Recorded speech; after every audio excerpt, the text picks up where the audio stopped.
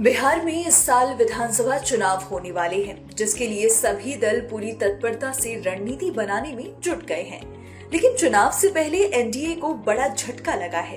दरअसल पशुपति कुमार पारस ने एनडीए छोड़ने की आधिकारिक घोषणा कर दी है। पशुपति पारस ने इंडिया गठबंधन के साथ मिलकर एनडीए को मात देने की प्लानिंग कर ली है, जिसे उन्होंने अपनी प्रतिक्रिया में साफ किया है।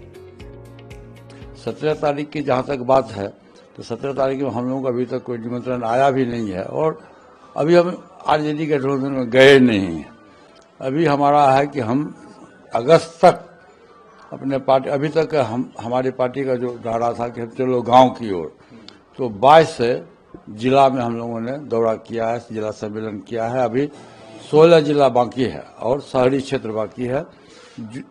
अगस्त तक हम लोग का प्लानिंग है कि हम 3800 जिला में 243 सीट पर हम जाके सम्मेलन करें, संगठन को मजबूत करें। जो हमारा वोटर है, जो हमारा सपोर्टर है, उसकी क्या इच्छा है, उसकी इच्छा के अनुकूल और क्या समस्या है, उस समस्या का हम समाधान करें।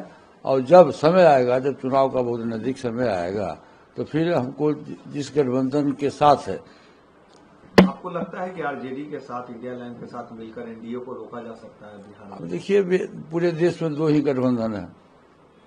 ये तो सर्वविदित है कि पूरे देश में 2 गठबंधन है। अकेले कोई चना बाहर नहीं फोड़ता है। भाजपा इतनी बड़ी पार्टी है जो 24 दल के गठबंधन से पार्टी चल रही है, जो विश्व स्तर की पार्टी है।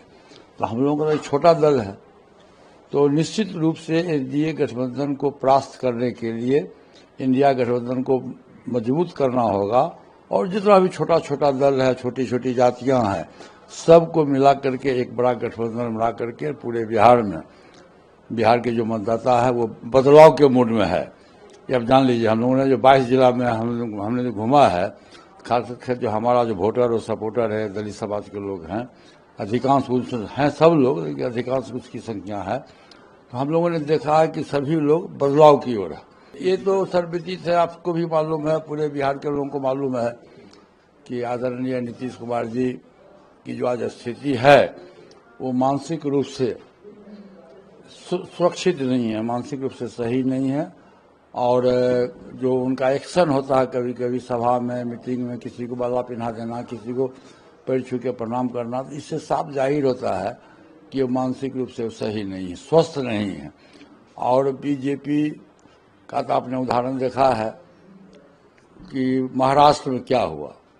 महाराष्ट्र में जिसके नेतृत्व में चुनाव लड़ा गया, सहयोगी दल के नेतृत्व में चुनाव लड़ा गया, और जब समय आया तो उसको हटा करके भाजपा अपना मुख्यमंत्री को उम्मीदवार दिया।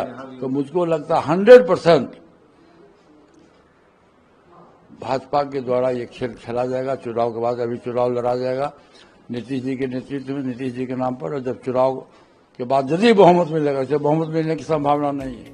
कहा जा रहा है कि लोकसभा चुनाव 2024 में साइडलाइन किए जाने के बाद से पशुपति पारस भारतीय जनता पार्टी से नाराज चल रहे थे, जिसके बाद वो इंडिया गठबंधन का हाथ थामकर बिहार में बाजी पलटने की रणनीति तैयार करने में लग गए हैं।